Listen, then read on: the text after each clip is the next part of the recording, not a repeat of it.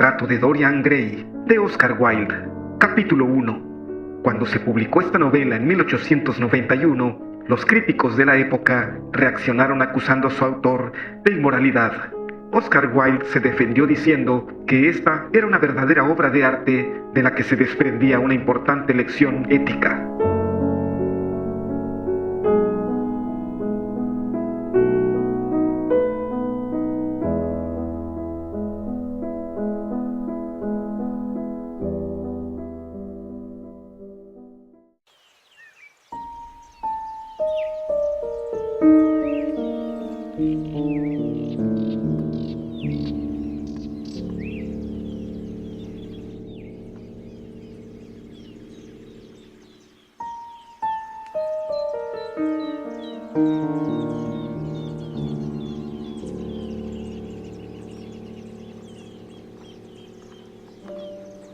El estudio estaba cargado del denso aroma de las rosas, y cuando la ligera brisa veraniega agitaba las ramas de los árboles del jardín, los atravesaba y entraba por la puerta abierta el olor intenso de las lilas o el perfume más delicado del espino en flor.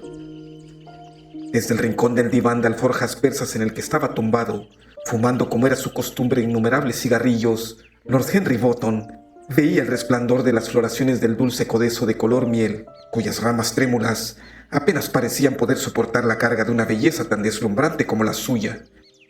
Y de cuando en cuando, la sombra fantástica de pájaros en vuelo atravesaba las largas cortinas de algodón de la India que cubrían el enorme ventanal, produciendo un momentáneo efecto japonés que le hacía pensar en los pintores de Tokio, de rostros tan pálidos como el jade, que usando como medio un arte que es necesariamente inmóvil, pretenden transmitir una sensación de rapidez y movimiento.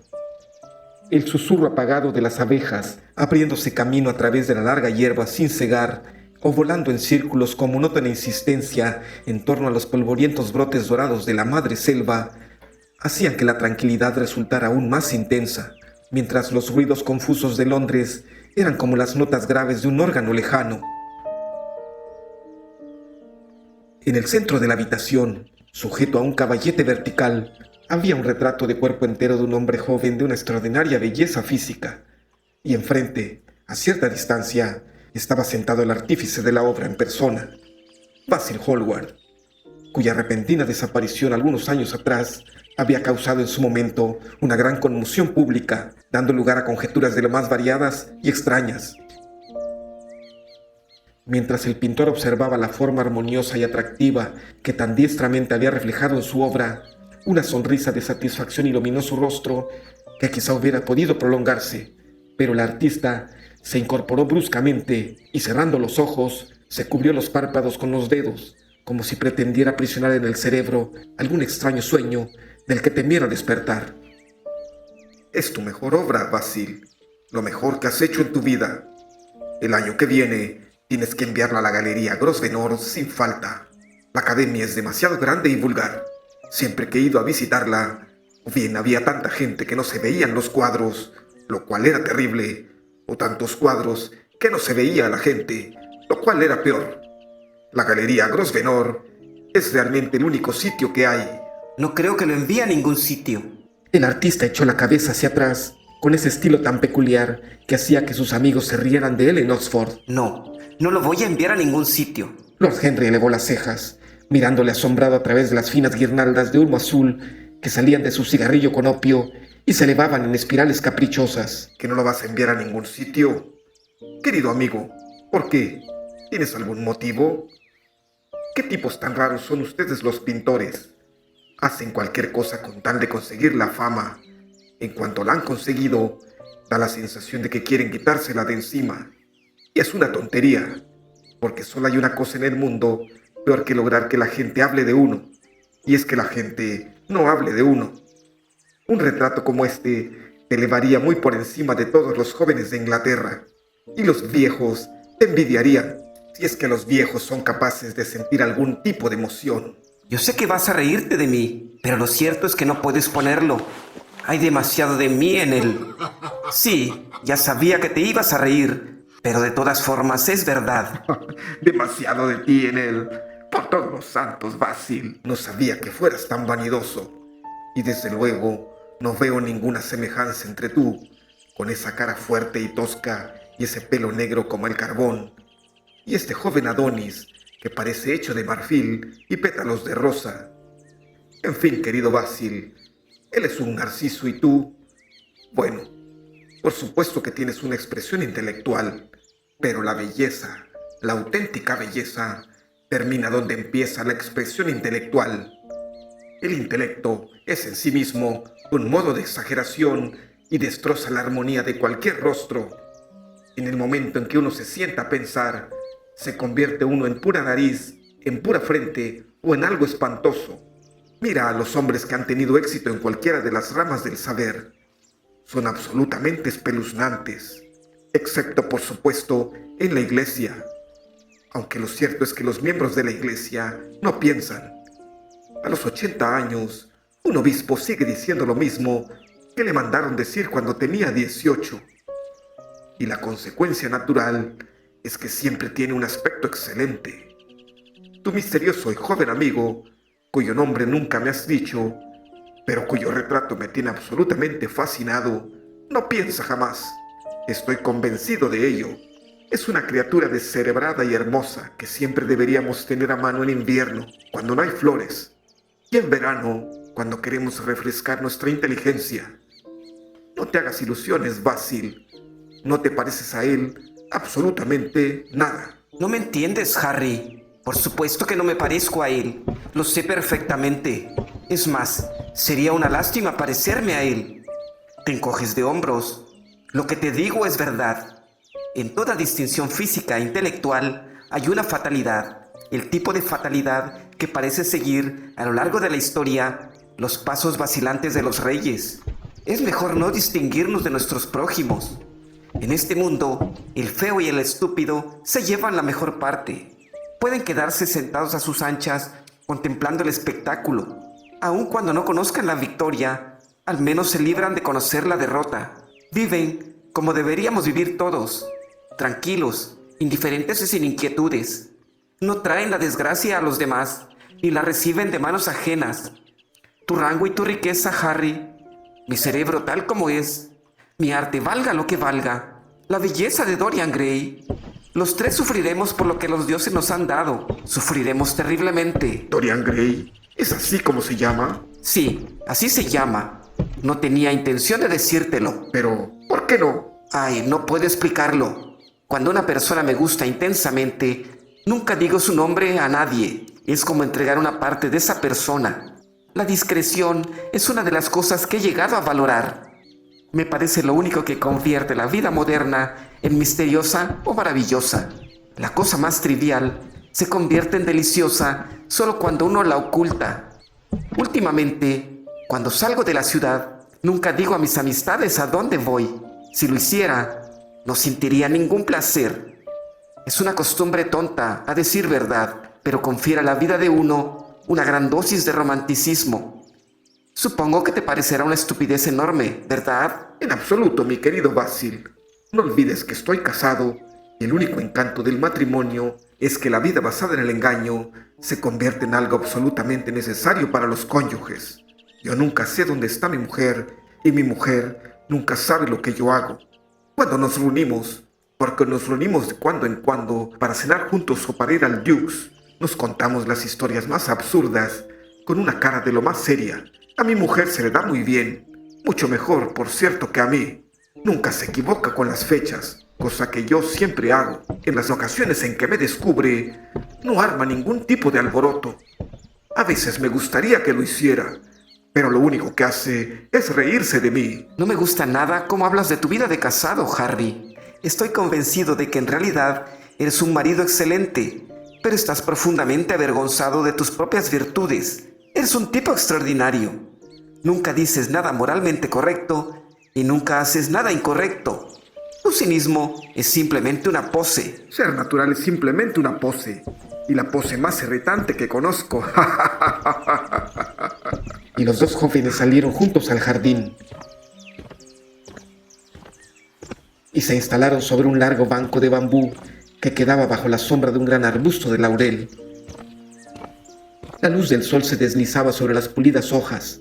En la hierba temblaban las margaritas blancas. Lord Henry sacó su reloj. Me temo que voy a tener que irme, Basil. Y antes de que me vaya, insisto en que contestes a una pregunta que te he hecho ya hace un rato. ¿Qué pregunta? Lo sabes perfectamente. No lo sé, Harry. Bien, te lo diré entonces. Quiero que me expliques por qué no vas a exponer el retrato de Dorian Gray. Quiero saber el auténtico motivo. Ya te he dicho el auténtico motivo. No, no es verdad. Me has dicho que hay demasiado de ti en él, lo cual me parece una tontería. Harry, todo retrato que se pinta con sentimiento es un retrato del artista, no del modelo. El modelo es simplemente el accidente, la ocasión. No es él a quien revela el pintor. Es en realidad el pintor quien se revela a sí mismo en el lienzo coloreado. El motivo de no exponer este cuadro es que temo haber develado el secreto de mi alma.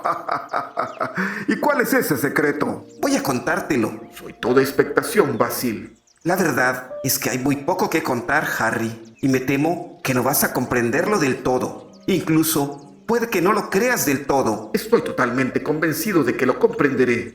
En cuanto a creer o no creer, estoy dispuesto a creer cualquier cosa con tal de que sea realmente increíble. El viento hizo caer algunas flores de los árboles y las densas lilas, con sus racimos de estrellas, se balanceaban suavemente en el aire lánguido. Un saltamontes empezó a chirriar junto al muro y como un hilo azul, una libélula larga y delgada pasó flotando sobre sus alas de gasa marrón. A Lord Henry le pareció oír latir el corazón de Basil Hallward y le entró aún más curiosidad. La historia es muy sencilla. Hace 2 meses fui a una reunión en casa de Lady Brandon. Ya sabes que nosotros los pobres artistas tenemos que mostrarnos en sociedad de vez en cuando, solo para recordar al público que no somos unos salvajes. Con un traje y una corbata blanca, como tú me dijiste una vez, cualquiera, hasta un corredor de bolsa, puede hacerse pasar por un ser civilizado. En fin, cuando ya llevaba unos 10 minutos en la habitación, hablando con enormes señoronas encopetadas y académicos aburridos, de repente tuve la sensación de que alguien me estaba mirando. Me di media vuelta y vi a Dorian Gray por primera vez. Cuando nuestros ojos se encontraron, noté que me ponía pálido. Me sobrevino una curiosa sensación de terror. Sabía que me había encontrado cara a cara con alguien cuya simple personalidad era tan fascinante que, si me dejaba llevar, acabaría absorbiendo toda mi naturaleza, mi alma entera, incluso mi arte. Yo nunca he querido ser objeto de influencias externas. Tú sabes bien, Harry, lo independiente que soy. Siempre he sido mi propio dueño. Es decir, siempre lo había sido hasta que conocí a Dorian Gray. Entonces, pero no sé cómo explicártelo, era como si algo me dijera que estaba al borde de sufrir una terrible crisis en mi vida. Tenía la extraña sensación de que el destino me había reservado exquisitas alegrías y exquisitos pesares. Me entró miedo y di media vuelta para abandonar la habitación. No fue mi conciencia lo que me hizo obrar así. Fue una especie de cobardía. No me atribuyo ningún mérito por intentar escapar. La conciencia y la cobardía son en realidad lo mismo, Basil. La conciencia es la marca de la empresa. Nada más. No creo que eso sea cierto, Harry. Y tú tampoco lo crees. Sin embargo, fuera cual fuera mi motivo, y puede haber sido el orgullo, porque yo era muy orgulloso. Lo cierto es que luché por llegar a la puerta. Allí, por supuesto, tropecé con Lady Brandon. No pensará irse tan pronto, ¿verdad, señor Hallward? Chilló. Ya sabes la voz tan increíblemente aguda que tiene. Sí, es un pavo real, en todo menos en belleza. No logré deshacerme de ella. Me llevó ante realezas y personas con estrellas y medallas y ancianas distinguidas con tierras gigantescas y nariz de loro.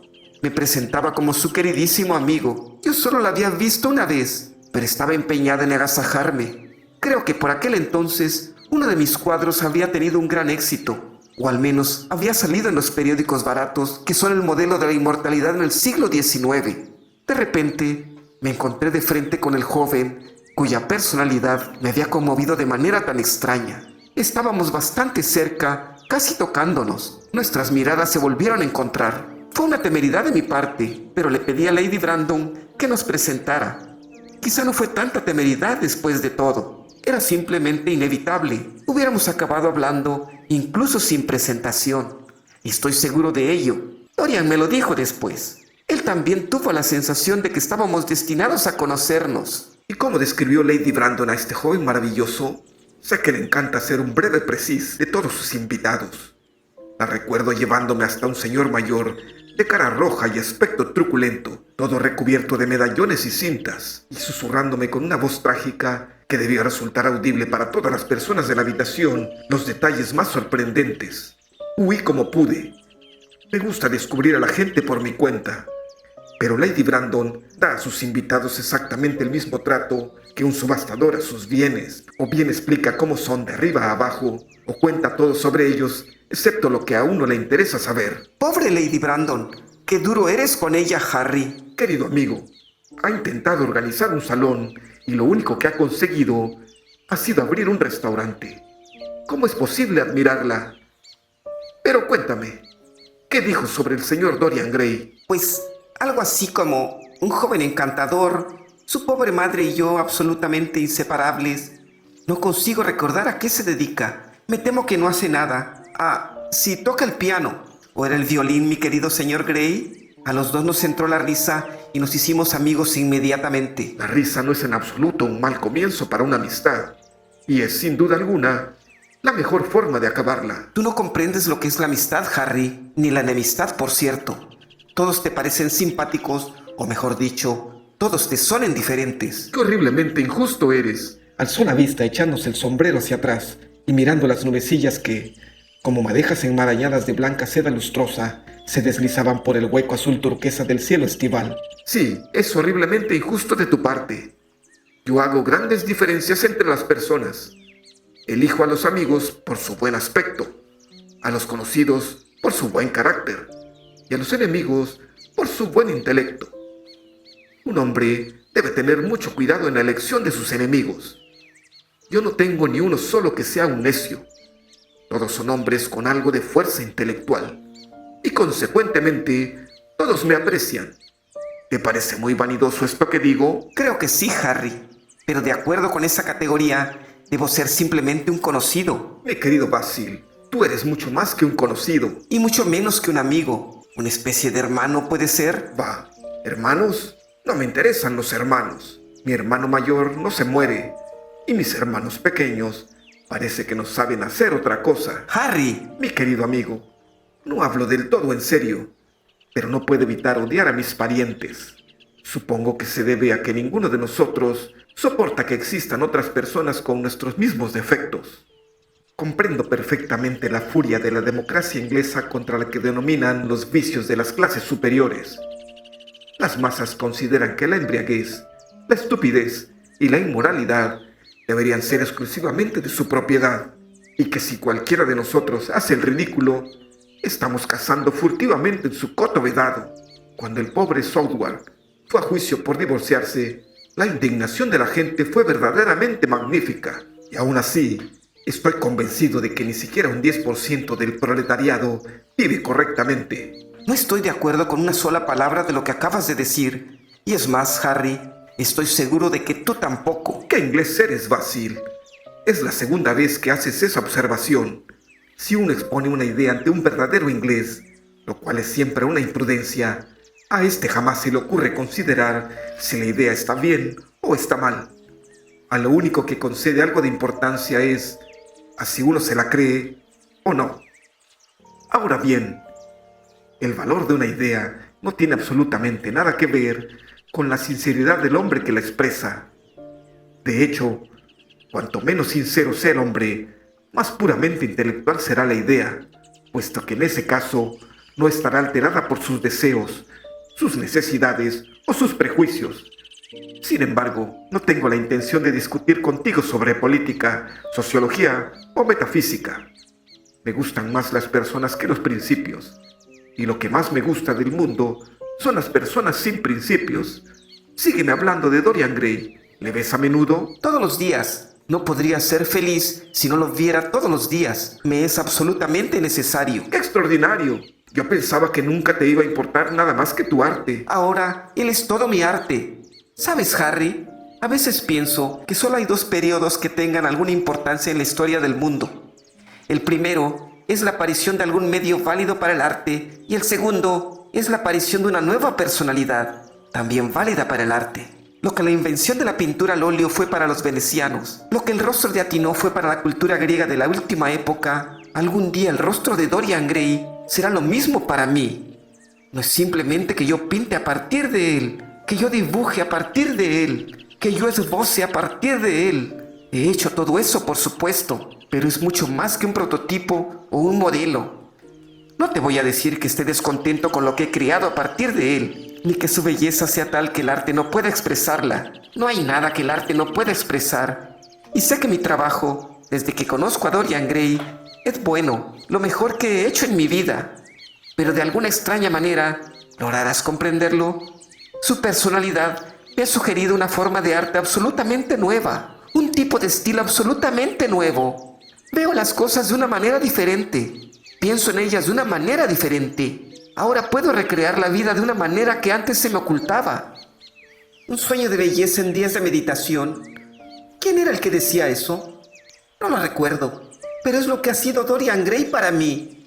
La simple presencia visible de este muchacho, pues me parece poco más que un muchacho, aunque en realidad tenga más de 20 años. Ay, ¿te das cuenta de todo lo que significa? Inconscientemente me definen las líneas de una nueva escuela. Una escuela que ha de poseer toda la pasión del espíritu romántico, toda la perfección del espíritu característica de los griegos, la armonía del alma y el cuerpo. ¡Qué importante es esto! Nosotros en nuestra locura lo hemos separado y hemos inventado un realismo que es vulgar, una idealidad que está vacía, Harry. Si supieras lo que Dorian Gray es para mí.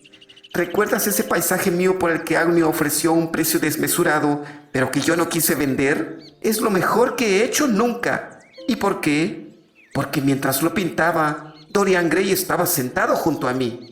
Me traspasó algún tipo de influencia sutil y por primera vez vi en un bosque corriente la magia maravillosa que siempre había buscado en vano. Basil, eso es extraordinario.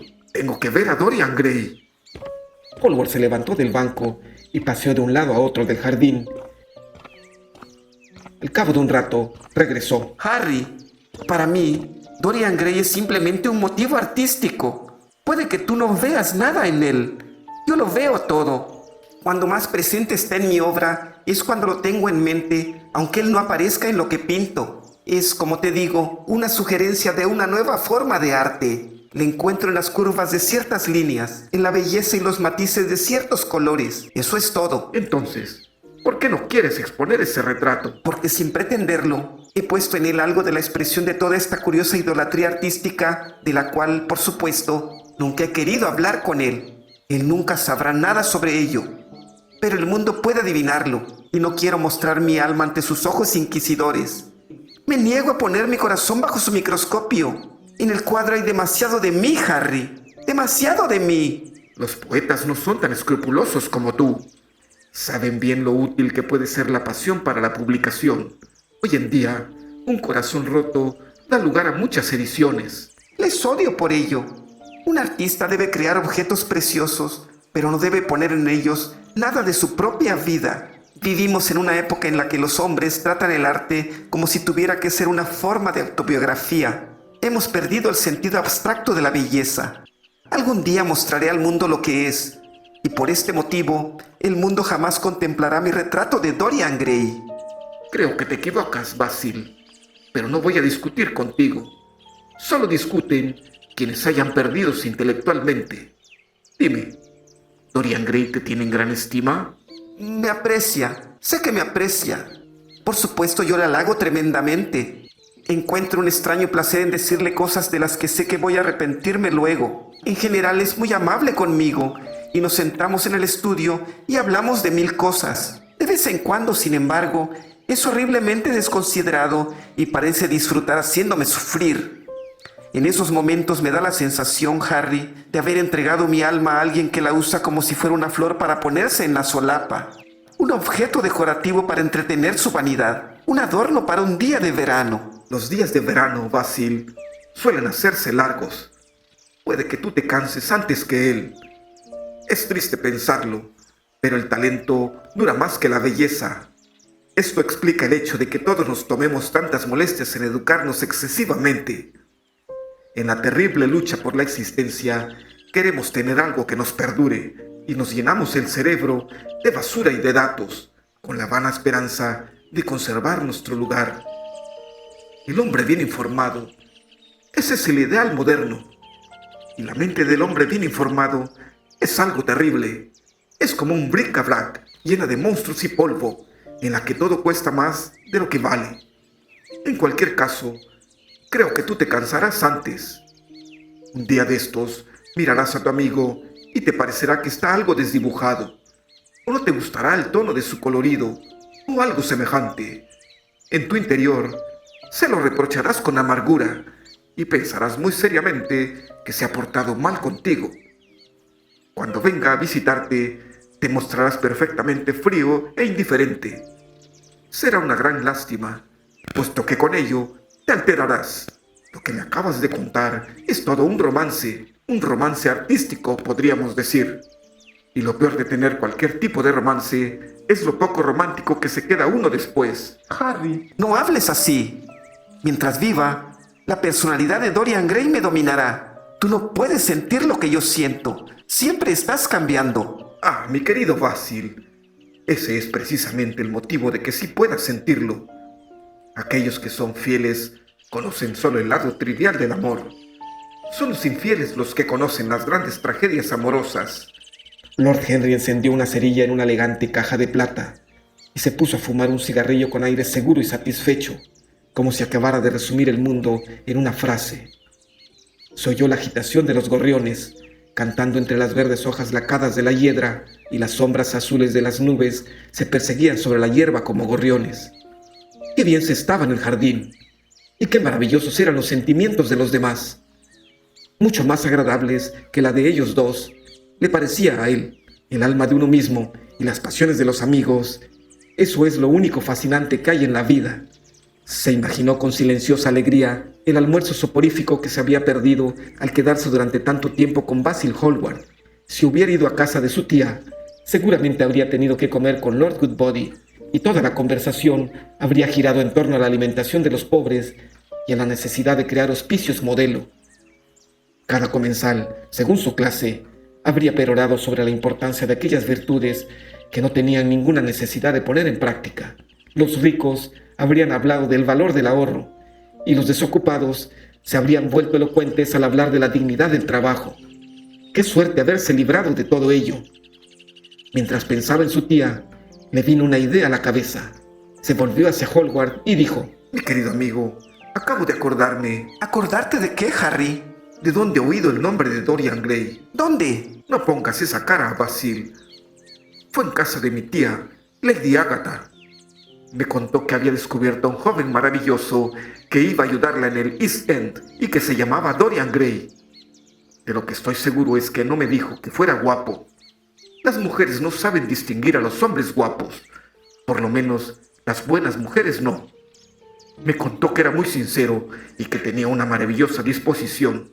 Yo inmediatamente me imaginé a una criatura con gafas y pelo lacio, lleno de pecas horribles, con pies enormes y torpes. Ojalá hubiera sabido que se trataba de tu amigo. Me alegro mucho de que no fuera así, Harry. ¿Por qué? No quiero que le conozcas. ¿No quieres que yo le conozca? No. El señor Dorian Gray está en el estudio, señor. dijo el mayordomo entrando al jardín. No te va a quedar más remedio que presentarnos. El sirviente parpadeaba bajo la luz del sol. Diga al señor Gray que espere, Parker. Entraré dentro de unos minutos. Dorian Gray es mi más querido amigo. Posee una naturaleza simple y hermosa. Tu tía tenía mucha razón en lo que dijo de él. No le estropees. No intentes influir en él. Tu influencia sería negativa. El mundo es grande y en él hay mucha gente maravillosa. No me quites a la única persona que da a mi arte todo el encanto que posee. Mi vida como artista depende de él. Te lo ruego, Harry. Confío en ti. Parecía que le salían las palabras contra su voluntad. ¿Qué tonterías dices? Y cogiendo a Hallward del brazo, le guió hacia la casa.